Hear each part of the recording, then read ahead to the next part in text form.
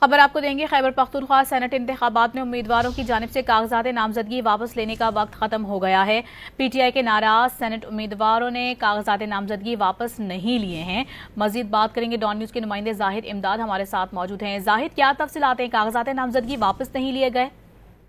جی بالکل، سینٹ انتخابات سے امیدواروں کے کاغذات نامزدگی واپس لینے کا وقت 12 بجے آج ختم ہو چکا ہے۔ اسی کے ساتھ ہی امیدواروں نے جو ذرائع ہے الیکشن کمیشن، کسی نے بھی اب تک جو ناراض پی ٹی آئی کی سینیٹر امیدوار ہیں تو انہوں نے الیکشن کمیشن کو آگاہ نہیں کیا۔ تاہم اس سے متعلق جو ان امیدوار ہیں ان میں عرفان سلیم، عائشہ بانو، وقاص اور رضائی، خرم ذیشان اور رشاد حسین جو ہے وہ شامل ہیں۔ 12 بجے تک کا وقت تھا جس کے دوران جو ہے ریٹائرمنٹ کا جو آپشن ہے وہ موجود تھا۔ تاہم اب وقت گزرنے کے بعد جو ہے دستبرداری، امیدواروں کی دستبرداری کا جو معاملہ ہے اب ان کے پاس وقت ختم ہو چکا ہے۔